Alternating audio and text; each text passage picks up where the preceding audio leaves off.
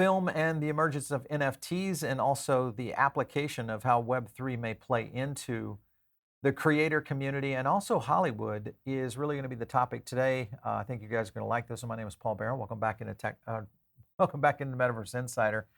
I want to get into it today with, when you look at film, one of the core aspects about what we do in terms of kind of not only educating you guys, the viewers, but also really trying to understand the method in which maybe Hollywood and Web3 kind of converge.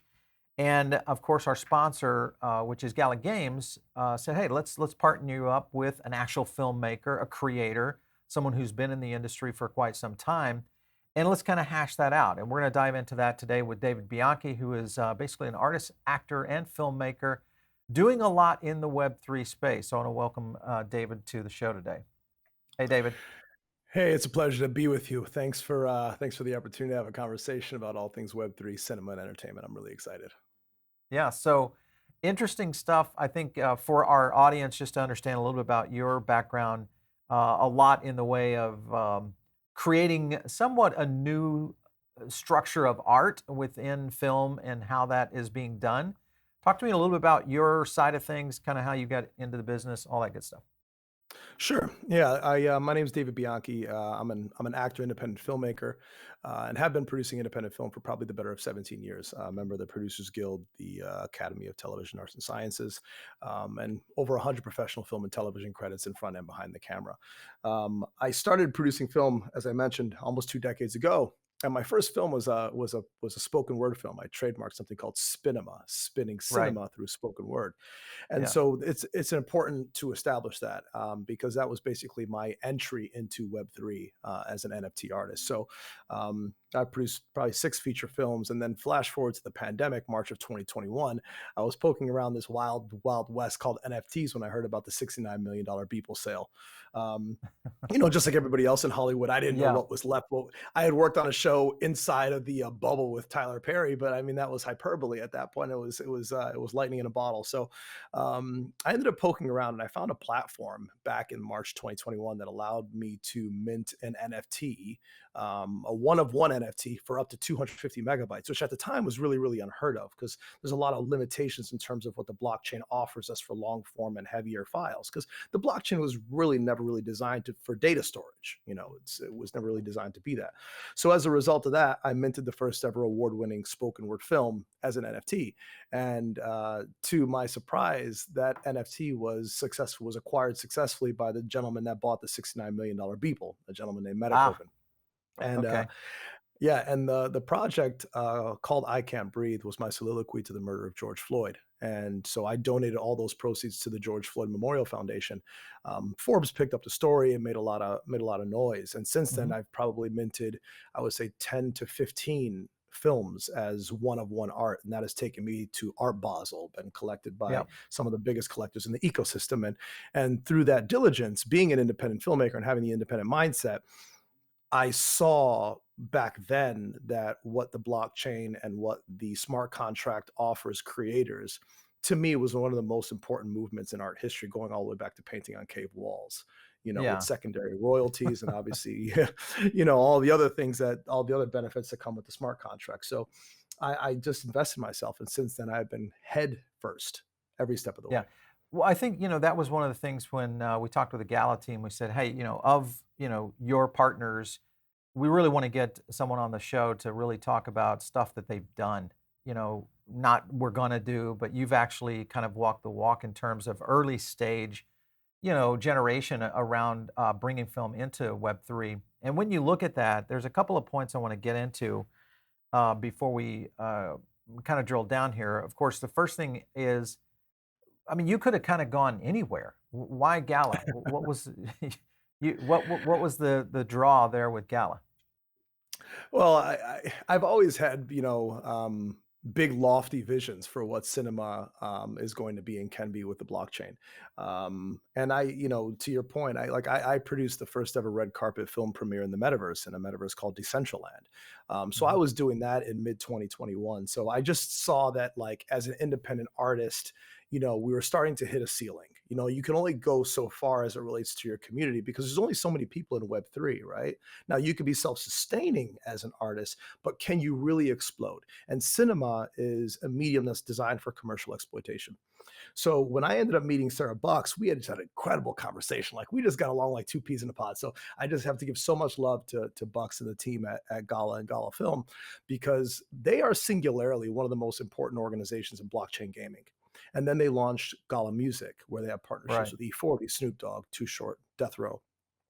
So when I heard what their vision was for GALA Film, not only was I sold on the idea of basically creating what will be arguably the new Web3 streaming platform and destination, Yeah. it's also an artist economy, and philosophically they're creator forward, which is completely against the paradigms of the Web2 world, which is, more monolithic in its approach and not Right. necessarily rewarding the creators, more focused on rewarding the infrastructure. Yeah, I think the key thing when just when you look at different platforms out there that creators are starting to migrate to, some of the key things that we always look for is not only diversity but also the ability to kind of bridge the gap of what has been status quo versus what will be in Web Mhm. three. And I think that's where independent artists, independent creators, independent filmmakers really have an opportunity right now to kind of cross that chasm of really becoming where we could see as as consumers we could see a complete new landscape of how web3, whether it's film, music, gaming, all that could really take place. So I think it's going to open up a lot more opportunity, not only for creativity but also for distribution and all those kind of components for sure. Yeah, Paul, I think you're absolutely right. And we are very embryonic right now in terms of where we are in the timeline of this. I mean, what we're doing with Gala is literally like building the architecture as we move forward. Yeah. But this reminds me very much of like Sundance, in the early Hmm. 80s, for Yep. example. This reminds me of, the transition from celluloid to digital cinema and sort of a lot of democratization of the art, on a mass scale. And I think that, the amount of success that we have in Web3 is going to echo back to the chambers of Web2. And obviously, we spoke earlier about Yeah. what Warner Brothers is doing, for example. So I think that this really is, to your point, the new renaissance for filmmakers and for artists and content creators in general. I'm excited because this is something that, I think in general, we've seen this somewhat take place in social, but even with social, in the early days of Twitter or Facebook, any of the platforms that you look at, there was an opportunity there for the upstarts. The problem was is the platform algorithms, all those kind of things basically surfaced the traditional, titans of news or entertainment or et cetera.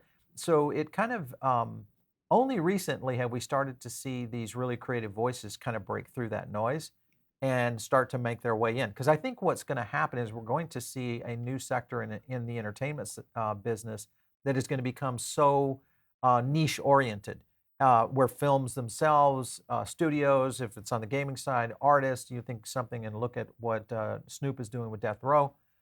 I think that's where kind of the separation is going to be. The masses may not necessarily be the model of the future, which is really interesting. Sarah and I have had discussions about that several times.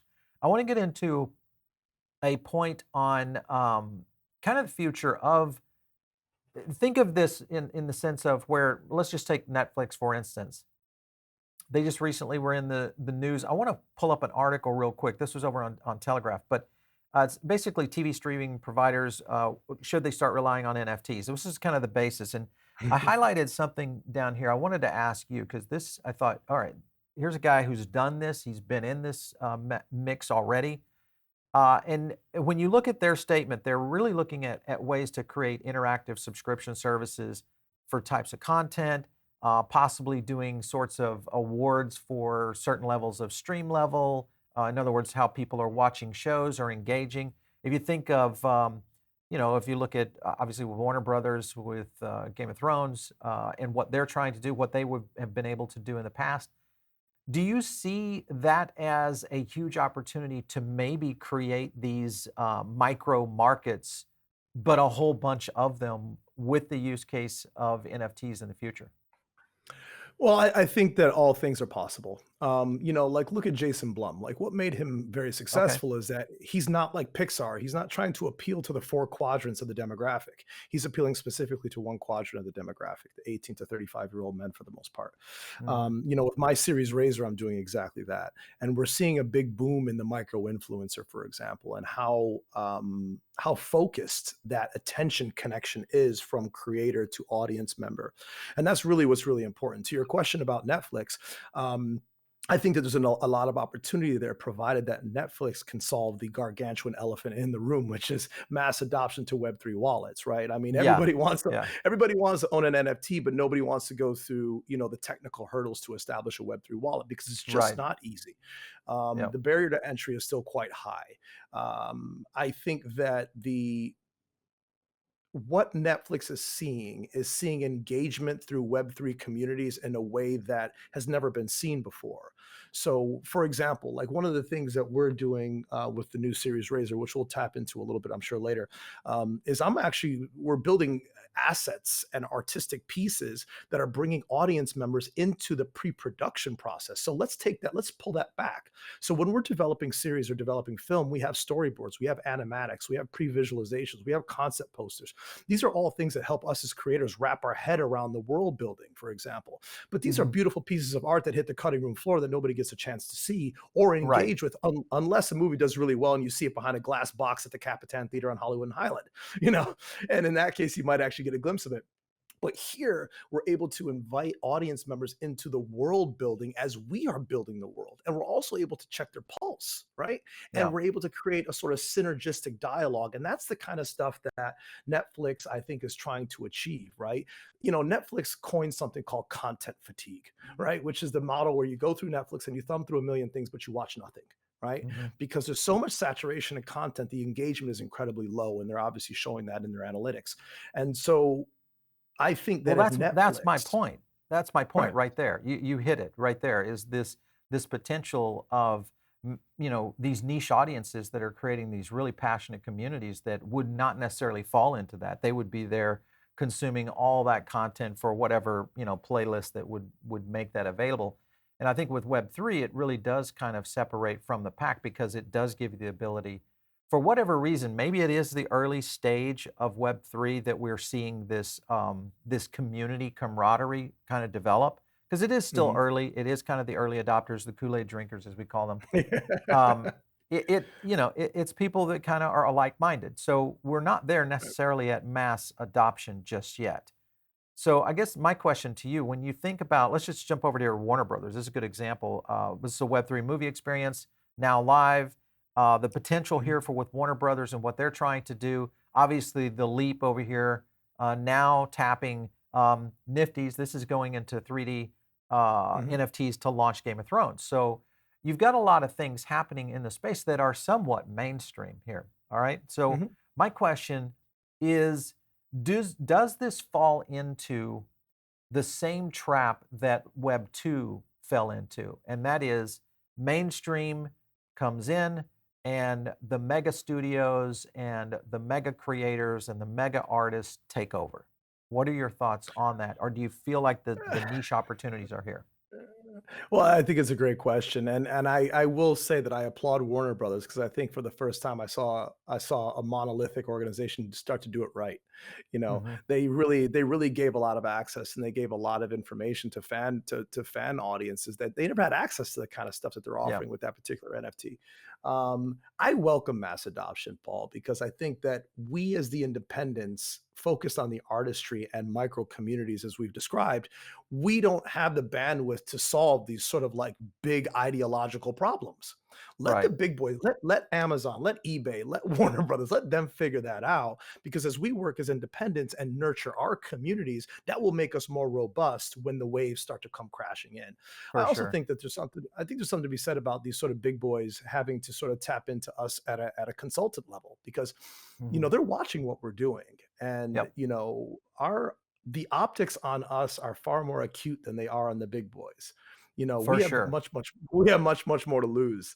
Mhm. Um, so I do welcome all that stuff, and I think it's good to see that the Web 3 moniker is starting to get a little bit more widely spread on not just Wall Street, but now also on Main Street. Yeah.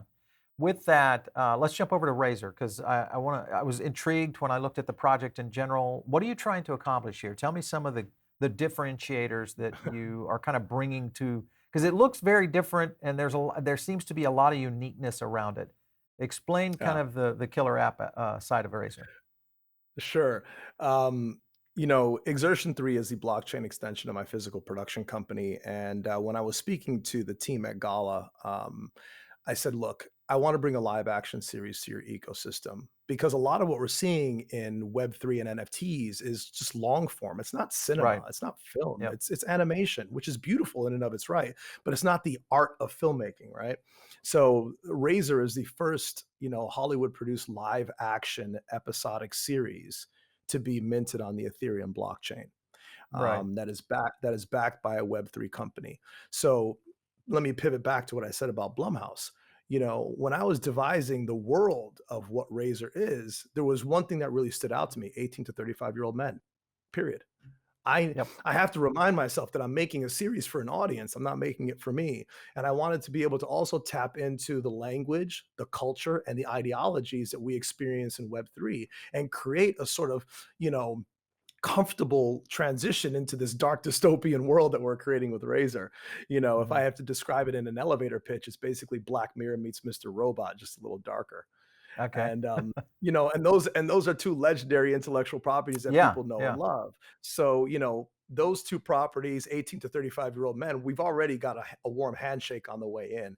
But now, how do we make the story sophisticated, right? So it basically takes place in a not so distant future dystopian Los Angeles around a lead character named Grim, who's a combat veteran and electrical engineer. And within this inner world of technology, black hat hacking and hacker culture and the underbelly of black market crime, he develops this technology that he calls the Acumen. And it's actually inspired by Elon Musk's technology, the Neuralink. The idea is that he's working to install this technology into his cerebrum so he can access the World Wide Web instantaneously, download, retain the information, and turn it over in real time.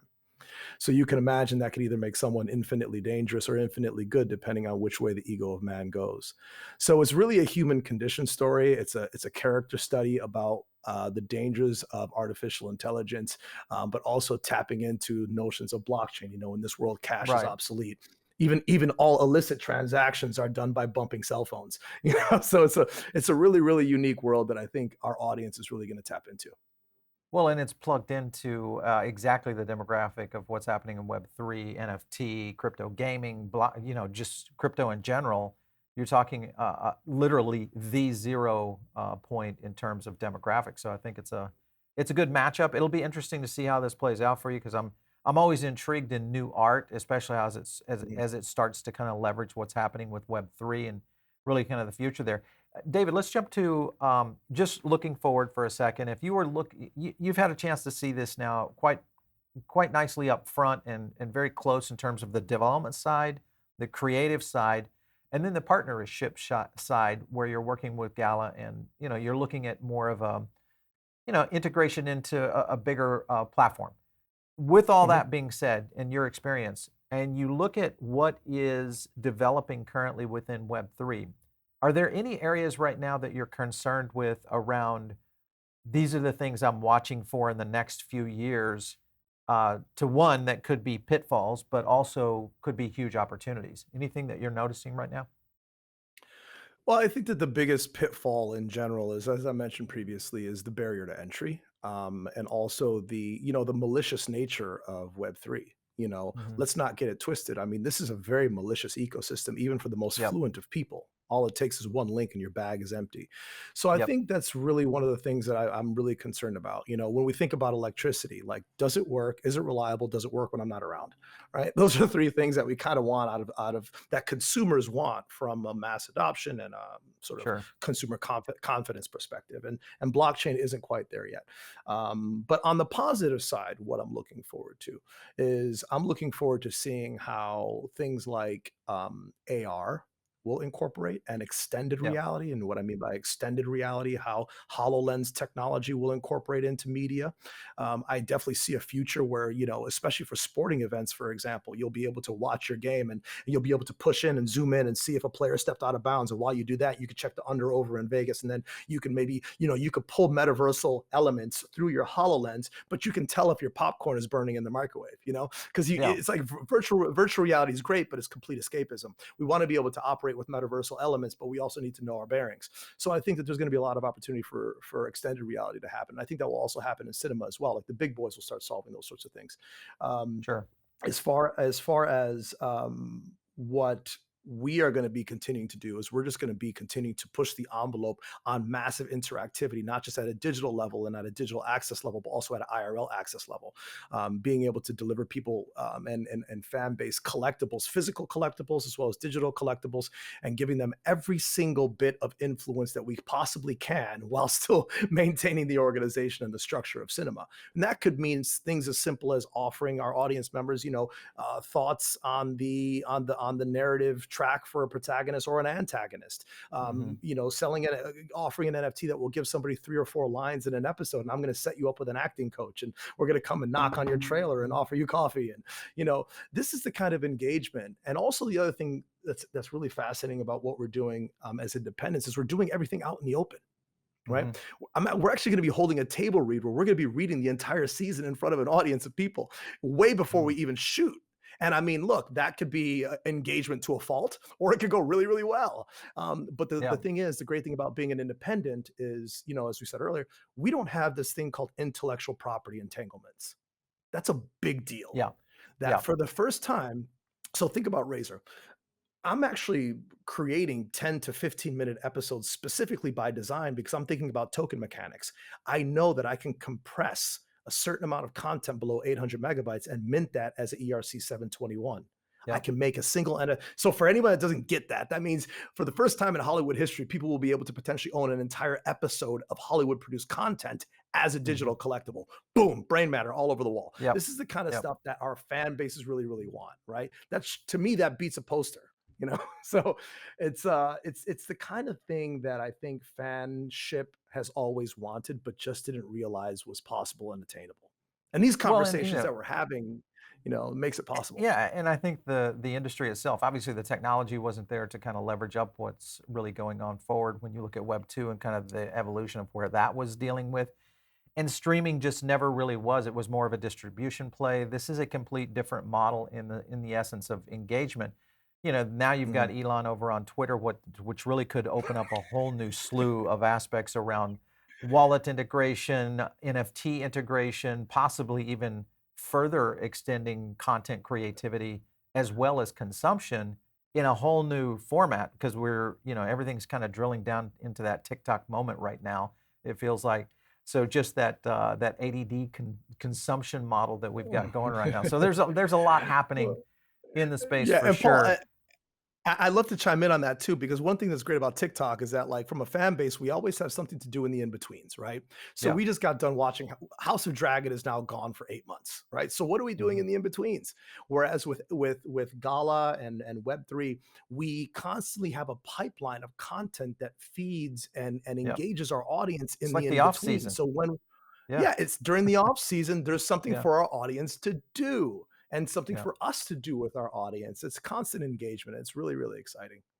Yeah, Sarah and I have jumped into this a lot. We'd love to have you guys back on for sure because I think getting into kind of where the future of this applies to a lot of different business industries as well as film. Obviously, film, music, Mhm. even gaming to a certain extent, kind of amplify the opportunities here on Web 3 and what blockchain can represent. But I see this also starting to leverage into other creative communities that are outside of the traditional kind of forefront creators markets that are out there for sure. So it's going to be interesting to watch all of this. David Bianchi, it's been great having you on today. We really appreciate it. It's been my pleasure. Thank you very much for the time. I look forward to seeing you again. Excellent. All right, so you guys are tuned in, maybe over on the podcast side of things right now. Make sure and jump over here to the YouTube channel. This is where we do all these, deeper dive interviews. It's also where we do a ton of other things, including our show, Tech Path Crypto. But you can also get into something we call the Diamond Circle. And the Diamond Circle is free. It's a couple of emails a week. And it also gives you some insights to content that is, guess what, not available here on the show. So make sure and jump in. It's absolutely free. Just click the link below. You can find us there. And of course, if you guys want to reach me, it is out there on Twitter at Paul Barrett. We'll catch you next time right here on Metaverse Insider.